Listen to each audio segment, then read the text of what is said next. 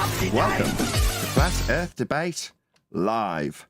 I'm your host, Nathan Oakley, and if you are new to this channel, or you've not done so already, then be sure to subscribe, hit the bell notification icon, and join button if you'd like to become a Nathan Oakley 1980 channel member and keep up to date with the Flat Earth Debate. If you would like to support the channel, there is a super chat that runs alongside each of these shows while they are live, and there's also a PayPal, Patreon, and crypto link in the info box below the video. Most importantly, if you'd like to join the discussion, simply mute the page you are currently watching, then click the link in the info box below this video to join the panel and express your views on the nature of Earth. If you do join, please don't swear. If you do, you'll be ejected, and if you are, please don't try to rejoin the stream using sock accounts. You'll be warmly welcome back on the next stream. Please also share the show on social media. Sharing the show obviously increases the live audience, but this in turn increases the chances of a more diverse panel, so please share the show on Facebook and Twitter. Now, we are joined by Neil, Refracted Curvature, 10th Man, Brian's Logic, and a whole bunch of people in Discord, so welcome one and all. How's everything going? Yeah. Good afternoon. Terribly. It took me about an hour and a half to set the show up. Other than that, things are all right. Now we're going and I've all warmed up and everything's actually functioning. I'm actually in a very good mood. Surprising how things going terribly and then functioning normally can raise you up above a level that you should have been normally at. So I'm actually on a bit of a high because things are working. Hello, Arwin. Hello. If you're listening, Flatsoid, please join us. Please join us, Flatsoid. You were chatting away with Arwin in the Masturbators chat, and I was intrigued by your discussion back and forth. So if you can join us, Flatsoid, if you're around, if it's too late, I'll understand. Anyway, let's do a bit of housekeeping. Flatsoid's still like working out the poison of his presence. I know. Particularly in the show yesterday. I know, yeah. I got it. That's why I'm intrigued by it. Watching that poison be pushed out by your thumbs was quite amusing, Armin, I've got to admit. Arwin is ace. Arwin is ace. We were talking about how fantastic you are in the pre-show. Oh, thank you. Anyway, let's do a bit of housekeeping. So, any evidence of a physical geometric sphere-edge horizon, formerly known as the curve of the Earth? Pretty soon, Bob Nodell and them are going to come up with it, I guarantee it. Oh, dear. 3 minutes into the show, 3 minutes before Bob Nodell gets mentioned. Wonderful. Hey. Who is this Bob Nodell that Neil keeps speaking of? I don't think we should talk about him. Nickname Xanadu. Bob Nodell is a fellow, very hard-working flat earther who has disseminated flat earth information to a lot of different people. So, on the one hand, Bob Nodell deserves our respect. Now, for whatever reason, he also has a belief in Aether, and as a consequence, we have his, let's call them followers, coming to us, telling us that we should give credence to Aether. Now, as is the case on this show, we take apart whatever is put in front of us, and that's what we've done. Now, more power to you if you want to continue to believe in light needing to traverse a medium because it's a wave, when light waves are derived from diffraction patterns. Without a diffraction pattern, there's no wave. And typically, i.e. 99.99999% of the time, there's no diffraction in photographs. You're not taking photographs of diffraction patterns. That's a very small, niche instance where you put light through a slit, get it to diffract, i.e. have an interference pattern, and then you derive a wave function from the interference pattern you've induced. Now, that is a concept, i.e. different types of light give you different interference patterns when they are diffraction patterns on a sensor. Now, those diffraction patterns are what gets described as wave function. Later, wave length for all the different interference patterns that happen to light when diffracting. Now, that only occurs and can only be described as a wave if it's diffracting, if there is an interference pattern, which typically light isn't doing. So typically you can't describe anything about light as having a wave. Only when it's diffracting, only when you mathematically describe a wave function, aka probability distribution, and later come up with a convention called wavelength, based on frequency. Now, over the last 10 days, we've been explaining, and I have explained to Witsit Gets It personally, when asked by him how you derive a wave function from a single impact of light? And the answer to that question, as stated to Whitsitt 4 days ago, is you don't. There is no wave to describe. So, given that there is no wave, there is no necessity for a medium called ether. We have dealt with this. Any evidence of axial rotation of the Earth-based variety? But there might be a 15 degrees ether rotation because of a faulty gyroscope. Well, do you remember when I was talking about like claiming that you're on an inertial reference frame and there's a non-inertial reference frame moving above you? When I was, I don't know if you remember that. You're describing this a similar scenario that I can describe in physical reality. That would be if you're on a stationary ground with a whirlwind above you. That would be a non-inertial rotating reference frame of the whirlwind and an inertial reference frame of you, if you like, if you're running below it. Right. And you would see things actually deviating, right? The inertial reference frame would give you the actual rotation on offer visibly available. Yes, you can look at something actually turning as opposed to describing Coriolis not actual deflection. Yes. So if you say that the gyroscope is actually deflecting, then there's a non-inertial turning reference frame that we call the stars. That would have to imply that the gyroscope itself is no longer doing what a gyroscope does. I.e., the gyro itself is drifting at 15 degrees an hour, but gyroscopic motion is such that it remains rigid in space, ergo not drifting, hence Arwin's declaration that it would be faulty, if that was the case. Meanwhile, my question was in regards to axial rotation of the Earth-based variety. No, Earth doesn't have an axis.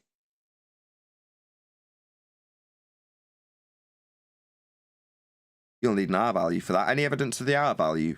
Earth radius. No, actually, there's less evidence than nothing. That's argument from silence. That's how much evidence there is for it. That's the truth. Very good. Well, when you say nothing, do you mean nothing or no thing? Same thing. Hold on a Don't get second. pedantic with me, Neil. Brian, what if you use a flat plane to derive the radius of Earth, though? That would mean that you're using the completely is a contrapositive of the thing you're trying to prove the thing you're trying to prove. That's like me proving black exists because white does. Using white to prove black or black to prove white. Kind of pointless, isn't it? Look, here is black. That proves that white exists. You have to have You know black. what I mean? It's white. Speaking of black and white and light and There has dark to and be a such. globe. Any evidence Sorry, of distant... Neil. Oh, go on. Sorry, I didn't realise. No, it's okay. I was just asking you what you said. I was talking over you. Well, I was going to move it on. I was going to use that as a segue to any evidence of this start that again. Any evidence of the distance to the sun? Nope. There's an But it's angular over there size. at an angle, and that Yeah. angle is probably different from the angle somebody else sees it somewhere else on the plane. The That's size it. of its angle isn't its distance, though, is it? Well, you could attempt I to was talking to Brian. reify an actual location by combining the triangulation data, but when you actually then test that presumed to be literal position of the sun, I guarantee you it will turn out not to actually be there when you arrive. No, that won't work. As Brian has explained to us many times, as you back away from it, the triangle changes, doesn't it? Well, that would change its height. So, no, depending on which position you take, you're going to get a different elevation angle. Well, the elevation angle, if you're going to infer that that's its elevation, is changing, isn't it? Yeah, you Perhaps. Can't But they? that only supports my assertion. No, Like, it doesn't. if you take- I love that No, double no, speak nonsense. seriously. No, you're standing on Earth. You put a pole in the ground where you stand. You look at the sun, and then you launch yourself with a rocket tied with a rope to that original pole, and you make sure that you go exactly the angle you started out with. Well, the further you go, I guarantee you, the sun is not going to be that same angle anymore. That was Even our if you're point. very, very fast But about that's it. our point. It will change. That's my That was our point. Damn it! Stop agreeing with me. You're trying to turn. You're doing. I figured out what Brian. It's taken me a few seconds to process what Brian. What I keep calling you Brian. What Arwin is doing. So what he's doing is a baller tactic where they take your victorious point and pose it back to you like it's a defense. For example, although it's not baller related, it was actually Ether related in the most recent example. Synclenser saying to Brian, well, how do you get a wave function from a knock? It's not really a wave. It's like, yeah, that's our whole rebuttal to you claiming light's a wave when we're describing how mathematical derivations of frequency isn't actually a wave. So him telling us that a knock, when it's got a frequency, how many knocks, that's not actually a wave. That's our argument coming back to us from him, the defendant of Ether, like he's being clever. Now, that's the general idea of what Arwin's just tried to do. Pose back our position to us like it's an argument for him when it's not. It's the devastating point. Now, that can throw people off really easily. No offense to you, Brian, but you almost got caught out by that. So you've got Synclenser telling you that a knock isn't a wave, and you started responding to him about how it was. No, I didn't get that. No, I was launching into a response, but I didn't get to actually respond to him. It's in the edit. We were talking over each other. There it is. It's in the edit. You said it is a wave, and you started launching into telling him why, and I stopped you, and I was like, exactly, Synclenser. So knocking on a door isn't a wave, but he was getting you to tell him how it was. No, I was trying to point out that what's described as wave function is like termed to be a wave, but that's only a mathematical thing. I know. I realise. And I get that you were doing that. However, because of the speed of the conversation and the I don't want to give him too much credit, but the way he inserted it, you didn't give that caveat. Therefore, the way it came back to him was, yes, a knock is a wave. Now, I knew what you were saying, but it doesn't matter when he's got you to put it in such a phraseology that, in essence, just by the words, if you wrote them down, you're suddenly making an argument for a knock with a frequency being a wave. That's how you phrased it back to him. He deliberately orchestrated for that to happen, Brian. Oh, don't get me wrong. I wouldn't take it away from him. It was clever debating. And I actually didn't hear the word knock when he first said it. Fair enough. Because there was me and him talking, and maybe at least one other person, possibly Neil, at the time. So you heard it. I didn't hear the knock part. But I was trying to...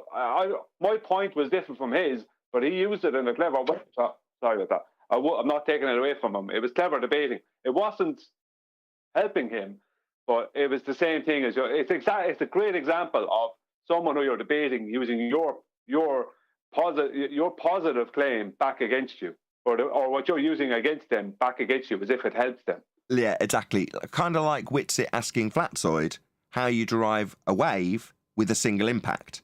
Well, the reason he's asking that question is the same, because you don't derive a wave from a single impact. So just to contrast this with the knock that we've just been talking about, if you knock on a door, knock, knock, knock, you can derive a frequency from that. Well, that's what's happening with light when it's diffracted and described with a wave function to later be described as a frequency on the spectrum of light. Yeah, that's its frequency. It's wavelength. Wave function, mathematical description of its frequency, like a knock. Well, the frequency isn't of light coming towards you as a series of bullets, but more the description of the diffraction pattern and the diffraction pattern's frequency. Now, light isn't diffracting around you. That's not happening. So without the diffraction pattern, there is no wave to describe. Light isn't behaving that way typically. You can cause light diffraction and derive a wave function from it. However, you can also fire a single particle of light at a sensor. Now, when you've only got one impact, like one knock, you don't have a frequency yet to derive. This is the problem for the ether because it's a misapprehension of light being described with wave function in a convention that gives you wavelength. That doesn't mean light is a wave. It isn't. And it can be shown how it isn't when you don't have a full diffraction pattern or generally take a picture of anything and there's no diffraction whatsoever. No diffraction equals no wave function to describe. And that's all you're doing, describing a particular behavior of light when it diffracts. Well, no light around me currently is diffracting. So there's no wave to even describe ever in general terms. See this picture on screen? There's no diffraction of light in this picture. There's nothing you can describe in this picture with wavelength at all. Anyway. Yeah, but the problem, though, is that we have attempted to have, although they wouldn't agree, a fair and honest to and fro on this issue. We are pointing out to them that the whole wave description of light is only a mathematical function, and it's not being described actually as a wave. But now they are saying, Whitsitt has said, that light is not a wave or a particle, and Sinclair said nobody's claiming a wave. So now they're moving into a realm, because ether is not defined as any particular thing. They're moving into a realm where they're just going to continually redefine it as it suits them. So that means you can't have an argument of fact versus fact with them, because they're working off of a hymn sheet where you can just change what ether is as you please. So well, I have an objection. Go on. I have an objection to the saying it's not a wave, because they use the words perturbation, frequency, all of those things. So if they're saying it's not a wave, why do they keep using those words? Because they've got a wave. Yeah, we had good fun catching out Whitsitt with his exact declaration. Oh, this whole wave particle duality is a straw man you're throwing at me. Oh, is it? So you're not saying it's a wave? No, we're not saying it's a wave. Oh, right, really? Yeah, it's a perturbation. That would be a wave? It's a frequency. Yeah, that would be a wave. All they do is then reword wave into something that's a different word for wave. Perturbation, you say? Yeah, that's a wave. Yeah, that's why you've got a medium, because it's a wave. They use different words that mean wave. No thing and nothing. Say again, Matthias. Good morning, guys. Hey, Chocolate. Say again, Matthias. I think Arwin said something about they use different words that mean the same thing, and I said nothing and no thing. Right. No, there's a big distinction there. I do have an objection for talking about waves. We're in the wrong housekeeping question. We should be talking about gravity. Or yeah, good point. I know, that's a fair point. Any scientific evidence of gravity? God, you like to stick that knife in, don't you, John? Well, the space-time has a perturbation of light that travels, I think, was 8 minutes from the sun to Earth.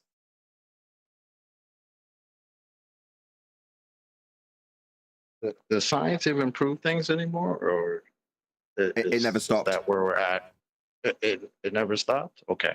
Unless you realise that there's a. I'm just checking. Unless you realise that there's a really handy magic trick where you can just claim stuff science, and then people will believe you a lot quicker. then you'll go around claiming there's science for the ether until someone challenges you based on the lack of science, and then they'll say it's their opinion.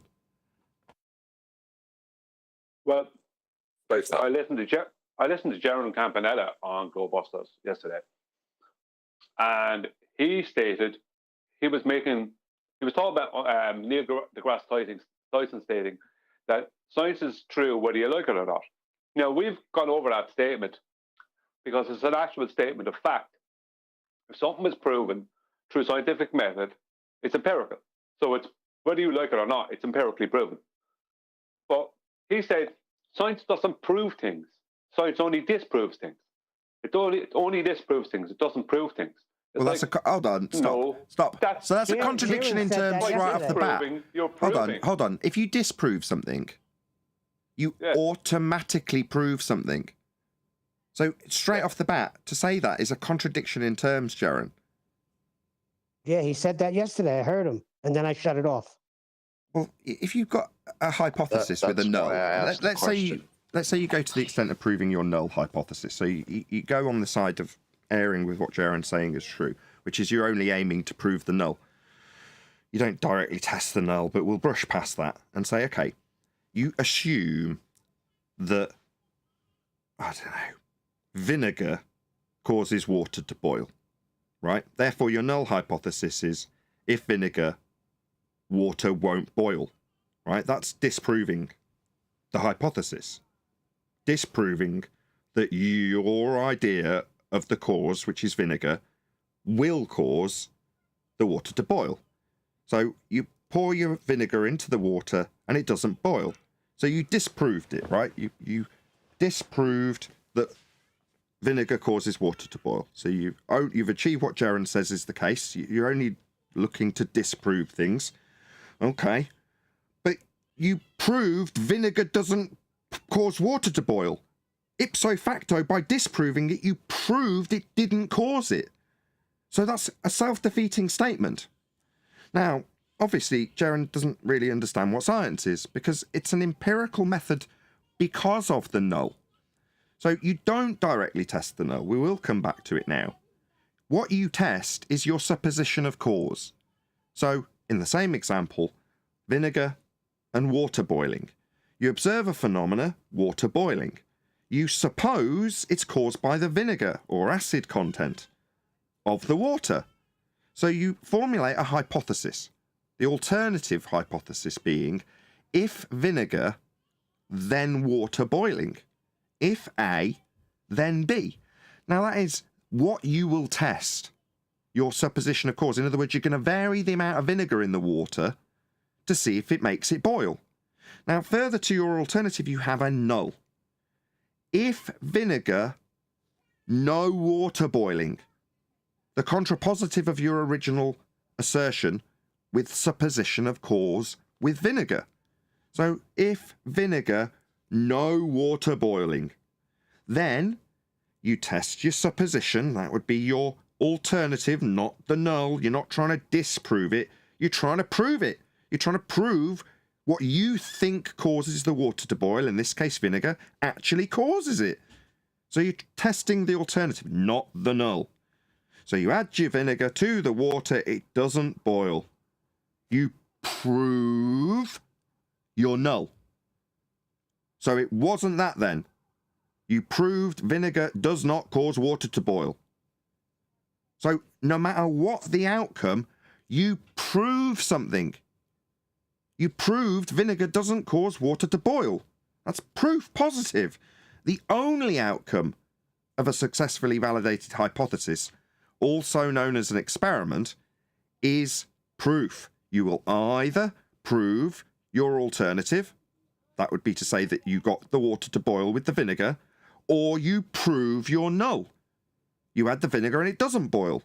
Proving your null. If A, not B, tick, statement proven. So you can't not prove something in this method. That's the point. It's empirical. Do you want an example of ballers testing the null? Go on. If the Earth is flat, we won't see an equator from Earth.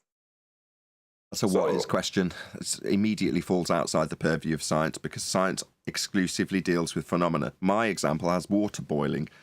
Describing the flat plane of a surface isn't a phenomena. That's a what is, not a cause and effect. Right, but in their perception of it, because they see an equator in the sky, a celestial equator.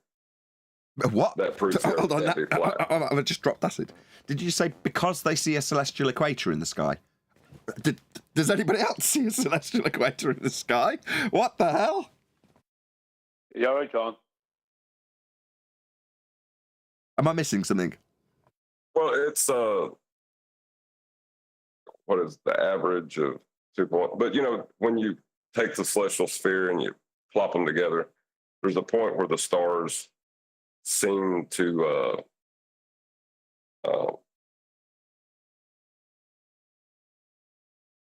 I don't know if I can describe this very well. You go south, and a different set of stars appear above your head as you go south.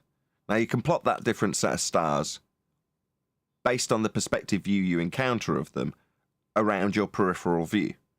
So you've got you up in England, let's just say, and you look up at your set of stars, and you can see them above your head all the way down to the horizon. Now, that perspective view is kind of like a dome. Again, give credit where credit's due. Jaren did an excellent job of describing this as the dome of your perspective, the dome of your view around you. Now, if you then travel south along the flat plane with the sky above you the whole way, and then look up at the same different sky because there's different stars, you can plot the same thing. You can say, now I've got a different set of stars, and I'm going to draw out my perspective view with the stars above me and then reaching the horizon, kind of like it's a dome around me. When you do that, you can take what you took in the first instance and what you took in the second instance and sandwich them upside down, antipodal from one another on a map. And that's precisely what you do to later apply the Haversine formula to insert a globe in that particular model. So the two stars of the heavens over two flat planes with perspective views respectively, sandwiched upside down antipodal from one another. I hope that was where you were going with that, John, because otherwise that was a complete waste of breath. Well, that's the thing. After you form that model, right, then they ignore the flat plane they just used.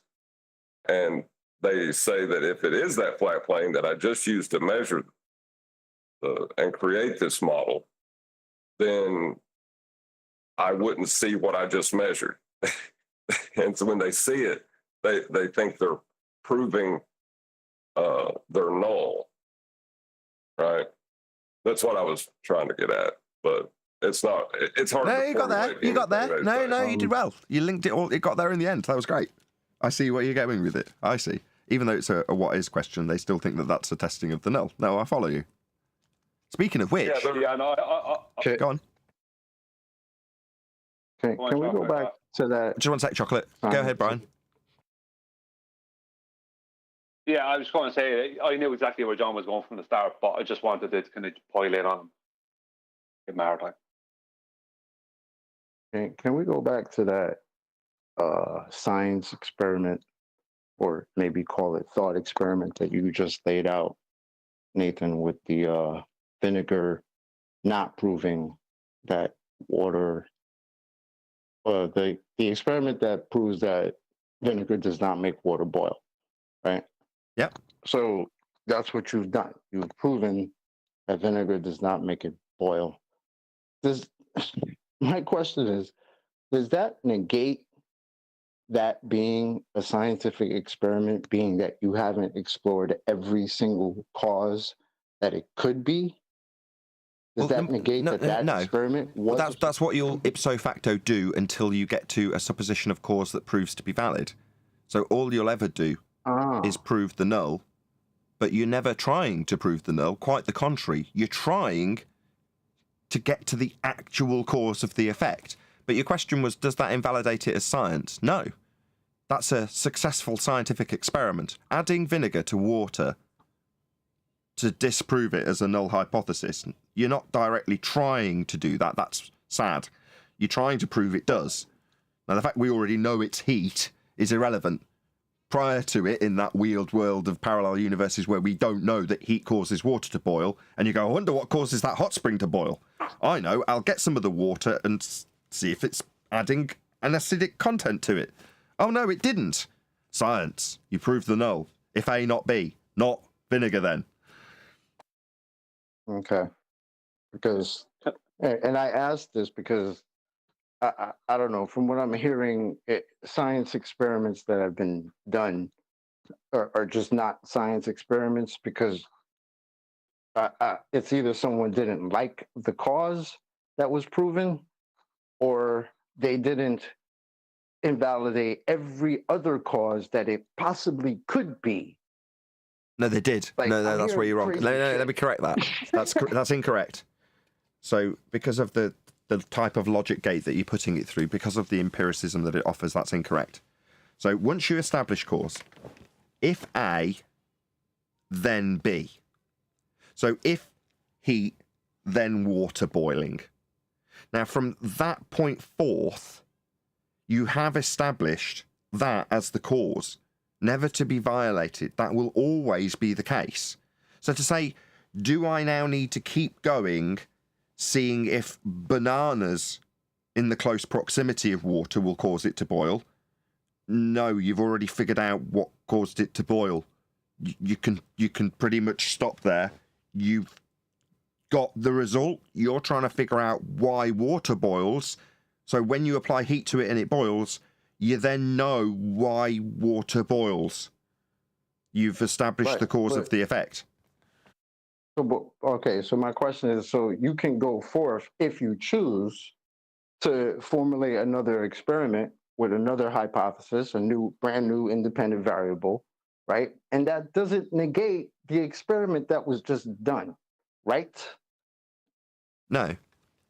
Furthermore, if you Thank you. Because that sounds crazy to me, and this is what I don't know. I'm hearing science. Can I Chocolate, they don't prove make- anything? This is very weird. Can I ask They you don't know something? what science is. That's what it Hang is. on. They do hold not on, know what Brian, science go ahead. Sorry. Sorry. Clarity to it. Every experiment, every science experiment that is done that adheres to scientific method has two hypotheses within it. One is your positive, one is your null. You prove one of them. So every single one of those, every single time you do a correct scientific experiment with an actually observed natural phenomenon, then you have proved your positive or your null. So it's always a valid experiment. It always Yeah, but- yields proof if valid in the process. So if you formulated a valid hypothesis, if vinegar or acid content, then boiling water, that's a valid alternative hypothesis because it has a supposition of cause and a natural phenomena. Can I vary and manipulate the vinegar content? Yes, I can. Is it my assumed cause of the effect? Yes, it is. I assume vinegar causes water to boil. And that's all you've got. Is it real? It has to be real, capable of being varied and manipulated by you, the researcher, and your independent variable in the hypothesis. In other words, you don't vary something that isn't your if A statement. If A is vinegar, you vary vinegar. But vinegar's got to be real, and you've got to be capable of varying it. That's it. That's all you've got to fulfill in terms of the independent variable. And all that's got to happen in the experiment is you've got to cause the phenomena to happen. In this case, you've got to cause water to boil. When you splosh it in and nothing happens, you don't cause it. So you validate your if A, not B statement. If vinegar, not boiling. Well, that's proof positive. Can I Well, say there's- something? Hold on. Can I say something real quick? I have varied and manipulated all of what these guys say, and I've proven that they do not know what science is. Well, there's more to developing a theory because, like, you can manipulate the pressure and cause water to boil at a different temperature. Right, I was going to get to that. I was going to say there's various other things when I think it was Chocolate that brought it up. Because he was saying, does it invalidate it if you essentially vary something else and get a different result, the result you're looking for, i.e. you validate pressure in this instance as the cause of the effect, yeah, that's perfectly valid also. But the questions that stood at the time was, does that invalidate the original supposed cause of the effect, then validated through experimentation?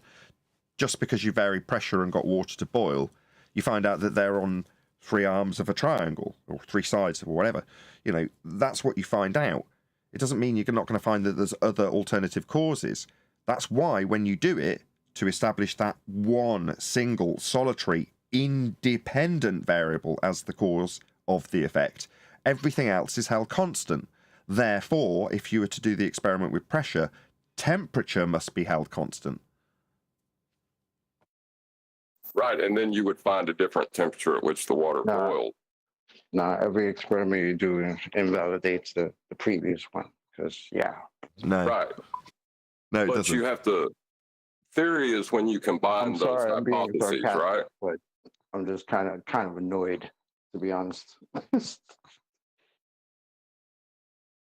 Go on, John. Go on, keep going. Sorry, John. Yep. Theory is when you combine those hypotheses, right? So you're talking about phase change. You're talking about water turning to steam. Or so then you have to test pressure to see if it can cause phase changes to other phases other than gas. Right? So how much pressure do you have? If taking away pressure causes water to boil, applying pressure, does that turn it to ice? Right. And over time, with various different experiments where you vary your independent variable that must be real, your presumed cause of the effect and capable of being varied, in this case pressure, and you do further experimentation. Now, as you're hearing from John building up this picture, you end up with lots of different experiments that show lots of different aspects of how the behaviour of this particular phenomena occurs. That is a theory, a scientific theory, because it's based on experimentation. So you'd call it the theory of water phase change, or whatever you're describing. That's a valid scientific theory. The words get hijacked, and you end up with people postulating about what something that's existing in counter space is doing, or a fourth dimensional bending space-time is doing, and they call that a theory. Well, it's not. You don't have a theory for those things when postulated. Go ahead, whoever that was. I want to say something real quick. So when somebody says that you could take 30 scientists and they'll all say that science doesn't prove things, isn't that consensus anyway? Appeal to consensus or authority? Yeah, unless they've got something to provide. An appeal to authority is when you say Mama told me. That's just wrong. Yeah, Mama told me is an appeal to authority. Appealing to somebody who's got vast swathes of experience in a particular given subject matter, and then citing their very high quality evidence for what they claim in citation, that's not an appeal to authority. Can I just say, Neil, and this goes back to this, what you just said, Neil, is perfect because it leads into exactly what I was going to say. And I wanted to say it since the topic came up I brought up about Jaron Campanella and what he said on Globebusters. Jaron Campanella saying that science doesn't prove things, it only disproves things.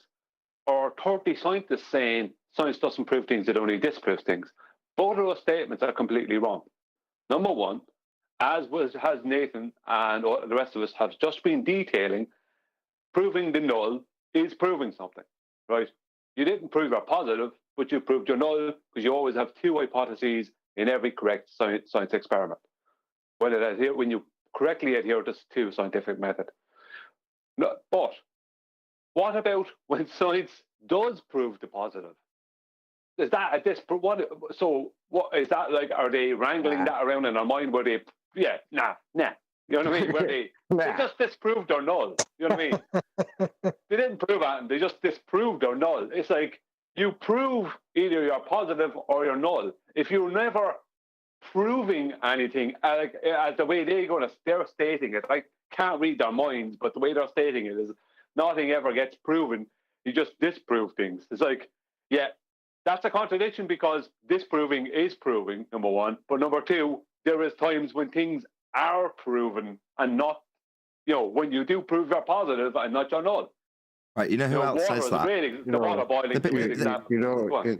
You just proved your cause, but just because you proved your cause doesn't mean it's your cause, because there could be so many other causes. So that means, until you can prove every cause that the cause could be, you haven't proven anything. You know who says that?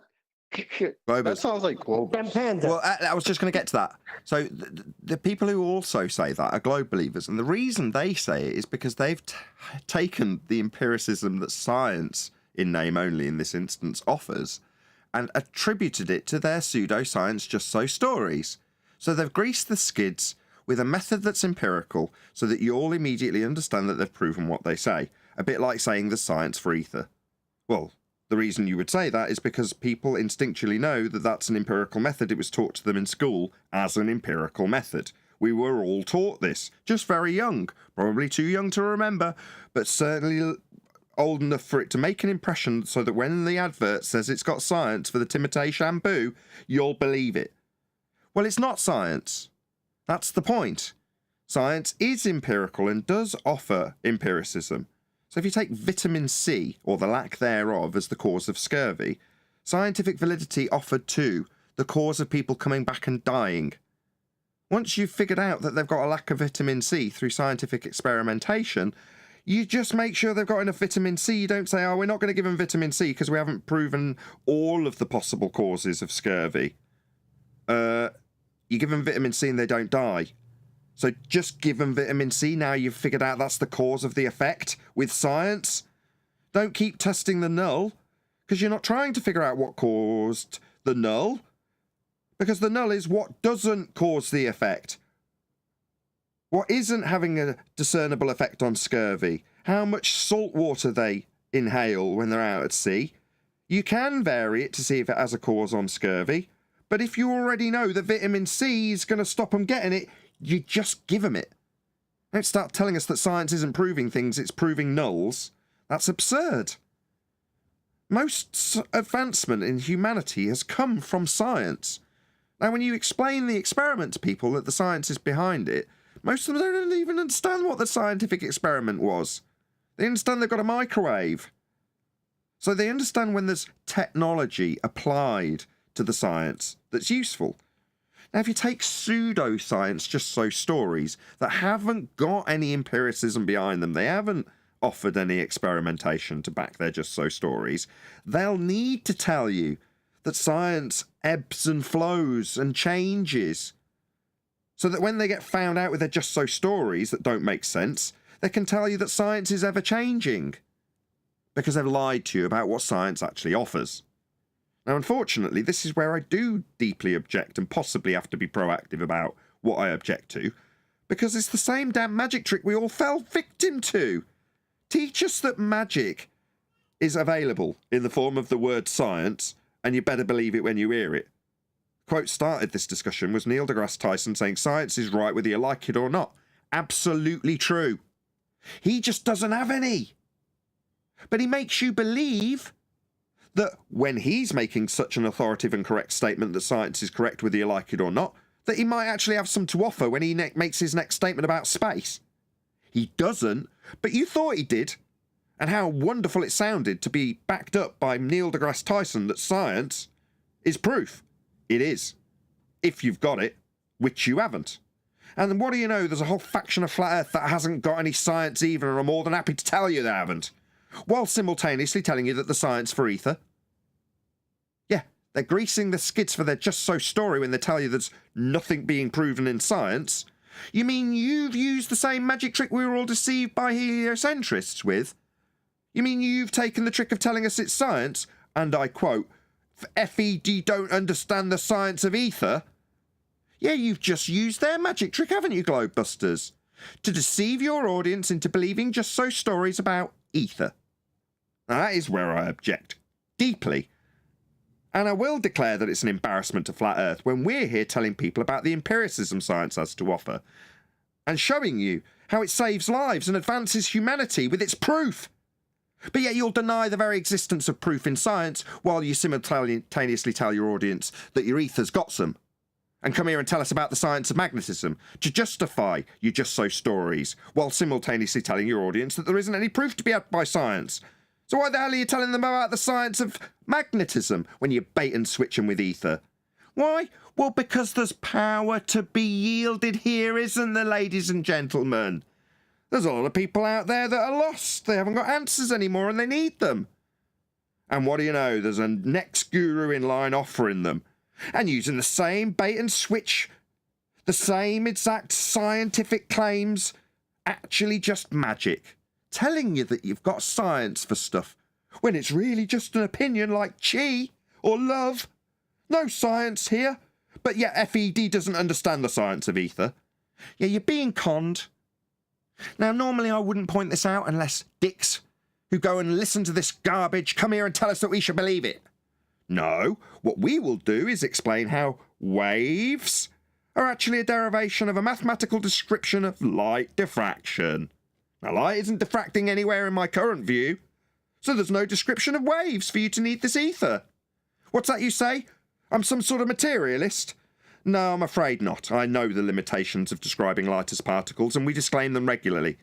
Like the 11 disclaimers I gave to Witsit Gets It that he ignored and brushed over 11 times, to later go and lie and claim that I reify particles. No, the 11 disclaimers of the convention of particles was disclaimed to Witsit the lying shit. But that's what we've got. We've got people who are hijacking science, telling you they've got science, telling their audience we don't understand that science, only later telling us that it isn't really science. But here's my science for magnetism. You're being conned, people. That's what I'm here to tell you. And I've lost all the subscribers I'm going to lose as a result of this claim to be division when I'm reacting to people coming telling me that I should believe this. That damage was done 4 years ago, so there's nothing to lose anymore. I'll just tell you like it is. Now, if you don't like me telling you that you're being conned with the exact same con that you fell for with heliocentrism, well, tough luck. Suck it up. Yeah, you've been duped twice, haven't you? In quick succession. Now, you can either suck that up and accept it, or you can tell me that I should be more reasonable. That I've got a mute button. Really?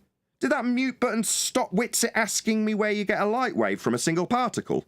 And me answering that you don't, and explaining how you don't, and giving numerous examples of frequencies that aren't waves, and having Aether believers like Sinclenser tell me how they're not waves?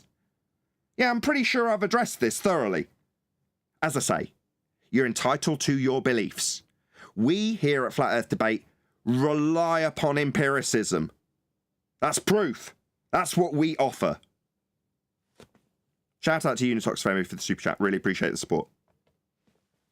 Well, another thing I heard, and I was in the shower when I heard this, so just in case I'm wrong, I'll put out the caveat now. Could be slightly wrong about this, but I'm pretty sure I heard Jerome Campanella saying the science is always malleable. It's just always fluid. It should never be held constant, as we don't know we don't know what we're going to find out in the future, kind of stuff. I see. So perhaps well, let me just ask Sharon Campanella directly. Should we stop giving people vitamin C to avoid them getting scurvy? Given that science is fluid, should we just see if that just maybe isn't the case anymore? Or should we accept the empirical validation that science offered in that regard for the medicine that stopped people dying of scurvy?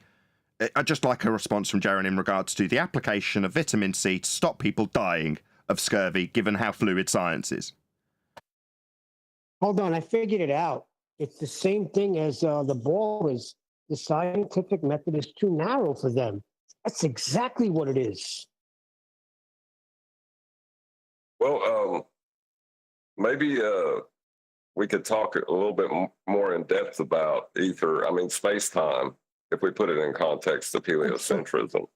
I asked, this is all prefaced with any scientific evidence of gravity. Well, this would have been Sorry. like had we come up against the Cavendish experiment, and then all the time that we spent distinguishing between science and pseudoscience, and instead of doing that, we just said, "Nah, science doesn't exist. Let's just get out." Like, what? is going on?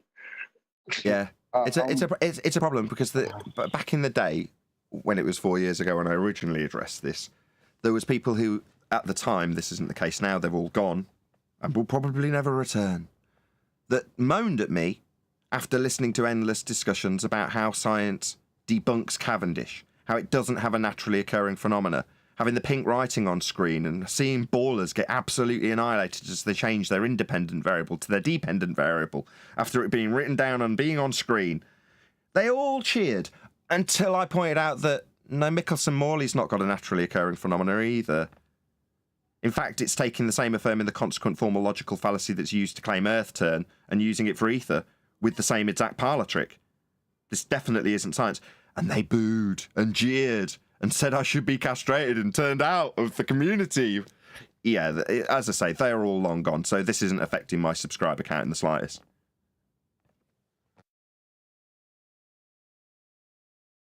Crazy times. Any evidence of acquisition of an elevation angle measurement from a curved baseline?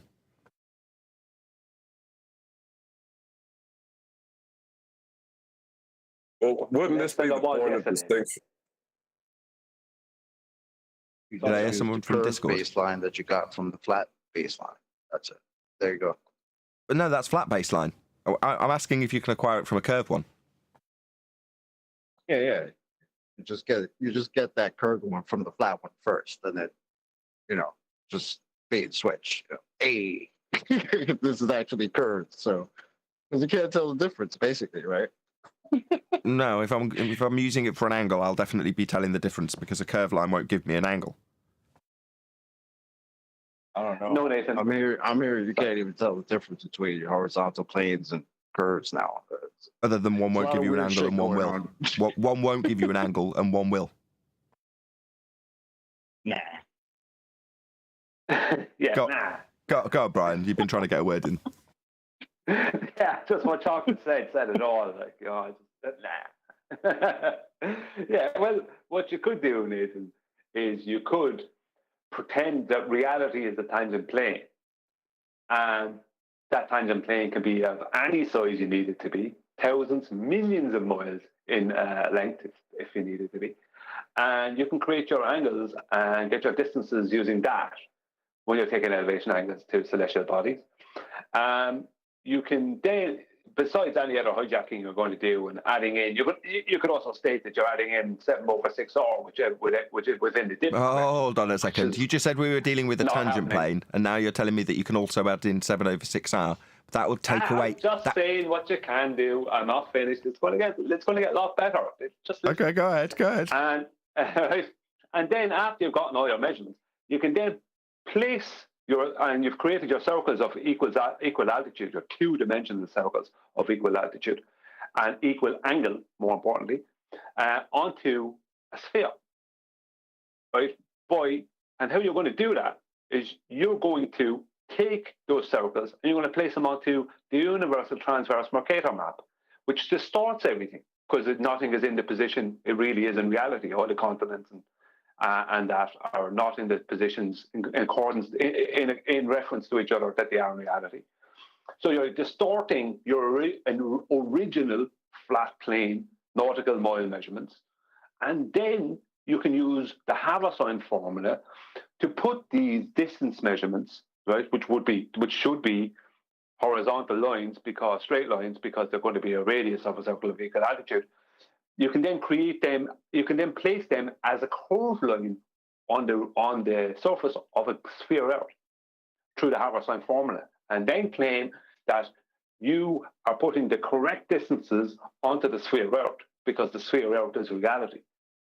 After you have mutated everything by putting all those correct flat plane measurements onto a map that is not in line with reality. You can then do a globe correction for a distortion that you created that started with flat Earth measurements. Okay. If I start at the beginning of that, you started by assuming a tangent plane. So currently, just by pure chance, we've got the black swan image on screen. And when you say tangent, tangent in globe Earth terms would be the physical geometric sphere edge horizon formerly known as Earth curve, would it not? Yes. How's that geometric this horizon example. working out for you, Rufy? Yeah, you'll need a tangent. They don't have that anymore. 2020, 1st Jan. Black Swan. We wouldn't expect to see physical geometry. Nobody's expecting to see physical geometry. The geometric horizon tangent point only exists in the maths. That's Earth curve, only exists in the maths. Nobody's claiming the horizon is Earth curve. That's a geometric tangent point. These are all quotes from our opposing side, by the way, ladies and gentlemen. So your first point where you started with a tangent, they don't have one.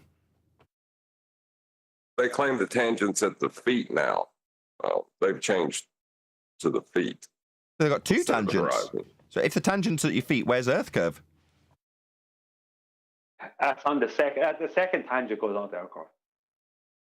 I Sorry, got the third tangent over so how here. many tangents do you need when you're taking an angle from a flat plane? As many as you need. Well, the second tangent technically would be underneath the first tangent and wouldn't be seen because the first tangent would technically be so long that you wouldn't be able to see the second tangent. But the second tangent is there. And so is the first one. So No. Yeah. No. You're measuring an angle from a flat baseline. There's no tangent to anything. Yeah, and well, look, there's a few I'm all issues with it, confused. but but to have our science sorted out, because when we take these flat plane measurements and these flat circles, two-dimensional circles of equal altitude, and place them onto the universal transverse Mercator map to distort them, we will then correct that distortion by hijacking the celestial sphere model and placing the straight line radii of those circles of equal altitude along the surface of a sphere Earth with a radius of 3959 miles. So we'll get a correct statute mile distance along the surface of that sphere Earth. Because we corrected from the universal transverse Mercator map because that distorted the original flat plane measurements that were taken. So we will then claim that we corrected the distorted distances, and to correct that, we required a globe. But those distorted distances were only distorted because the original nautical mile measurements that were created across a flat plane were put onto this map that distorts them.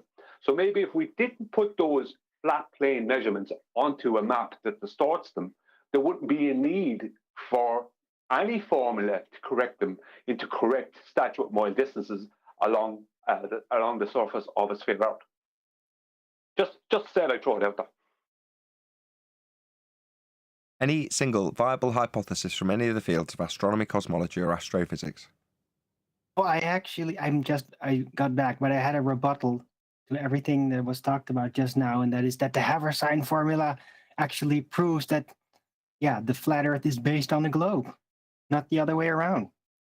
No. Brian just literally 30 seconds ago went through taking flat Earth angle measurements off a flat Earth, applying them on two-dimensional flat circles to a map that's flat but has been distorted so they can take out the distortion the map was originally introduced with to claim that it's on a sphere with the Haversine formula.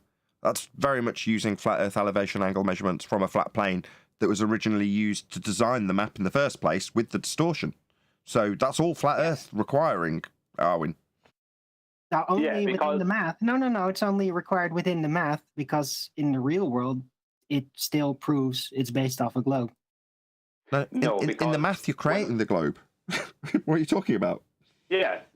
See, when we get a 45-degree angle to a celestial body, that gives us a 2,700 nautical mile horizontal distance.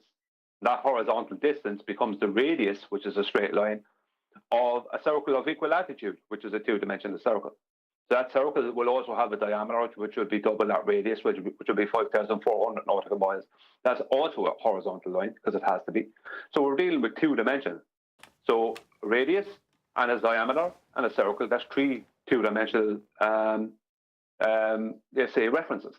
So, right. So when that 2,700 nautical mile distance is eventually, after a load of malarkey, is turned into a statute mile distance along the surface of a sphere, does that change the fact that that had to be measured? That correct distance had to be measured horizontally? That's Yeah, how of it's course, measured. if you're gonna It use doesn't a make any 2D difference. That's how it's model, measured. Like you said, Sorry, if you're Alan, going to use a 2D model, then of course you're going to have to need all that, right? Because that's what the flat Earth is. It's a 2D model. And the Globers only are trying to turn it into a 3D model, which is the real globe. I don't know what I'm talking about at this point, but What? Yeah, it's like, Yeah, with that, I'm going to say, if you are watching this on either Nathan Oakley 1980 or Nathan Oakley Programming streams, then stay tuned, as there will be an after show to follow. Unfortunately, though, if you are watching this live, this is where we bid you farewell. A huge, massive, enormous thank you to all of you. Smashed the super chat, liked, commented, shared, subscribed, smashed the thanks button, and all that good stuff. And of course, a massive thank you to today's Discord and G Plus panels for making today's live show possible. Once again, stay tuned if you're watching on either premiering stream. I've been Nathan Oakley, and I will see you all in the next video.